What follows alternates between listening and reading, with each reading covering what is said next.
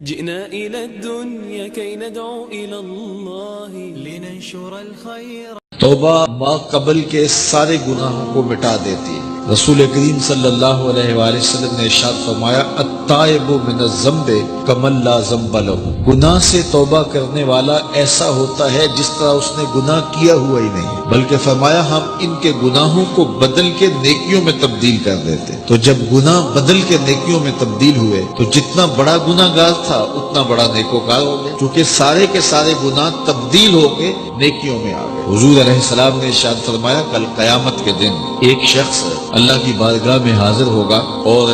اللہ تعالیٰ اس کو نامہ اعمال دے گا اور فرمائے گا اسے پڑھ، تو وہ جب اپنے نامہ اعمال کو پڑھنے لگے گا تو جو بڑے بڑے گناہ ہوں گے تو اللہ سے شرم اور حیا کی وجہ سے وہ نہیں پڑھ پائے گا، تو چھوٹے چھوٹے گناہ پڑھتا جائے گا تو بڑے بڑے گناہوں کو نظر انداز کرتا جائے گا، چھوڑتا جائے گا۔ تو جب وہ سارے گناہ پڑھ لے گا تو اللہ تعالیٰ ارشاد فرمائے گا بندے یہ جو تو نے جتنے گناہ پڑھے ہیں نا میں نے سب کو بدل کے نیکیوں میں تبدیل کر دیا۔ تو وہ جھٹ بولے گا اے میرے رب ابھی تو بڑے بڑے گناہ رہتے ہیں، وہ تو میں نے ابھی پڑھے ہی نہیں۔ فَضَحِكَ النَّبِيُّ حَتَّى بَدَتْ أَنْيَابُهُ، حضور اتنا مسکرائے کہ حضور کی داڑھیں نظر آنے لگی کہ پہلے گناہ چھوڑتا جاتا تھا لیکن جب کہا کہ یہ تیرے بدل کے نیکیوں میں تبدیل کر دیے تو وہ کہتا مالک میرے تو ابھی بڑے بڑے گناہ رہے۔ اللہ تعالیٰ گناہوں کو بدل کے نیکیوں میں تبدیل کرتا ہے، تو جتنا بڑا گناہ گار ہوا اتنا بڑا نیکوکار ہوا، اور یہ اللہ کے لیے کوئی مشکل نہیں ہے۔ اگر سمندروں کی جھاگ سے بھی زیادہ گناہ ہے رب کہتا ہے میری چوکھٹ پہ آؤ تو صحیح، دامن پھیلاؤ تو صحیح، میری دہلیز پہ آؤ تو صحیح، میں تمہارے سارے گناہ معاف کر بلکہ بدل کے نیکیوں میں تبدیل کر۔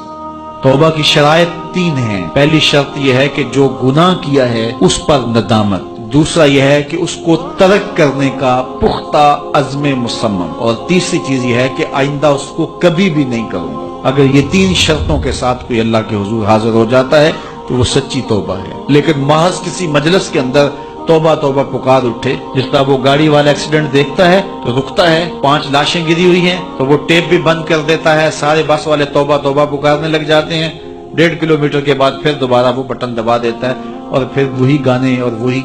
غلیظ چیزیں اور پھر معمول کی زندگی۔ ایسی توبہ نہیں ہے۔ توبہ یہ ہے کہ ما قبل کے جو اعمال ہیں ان سے ندامت پیدا ہو اور ان کو ترک کر دیا جائے اور آئندہ عزم مصمم رکھا جائے، تو اللہ تعالیٰ جل شانہ سچی توبہ کو قبول کرتا ہے اور پھر توبہ کرنے والے کے ما قبل کے سارے گناہ مٹا کے نیکیوں میں تبدیل کر دیتا ہے۔ اللہ جل شانہ مجھے بھی آپ کو بھی سچی توبہ کی توفیق سے مالا مال فرمائے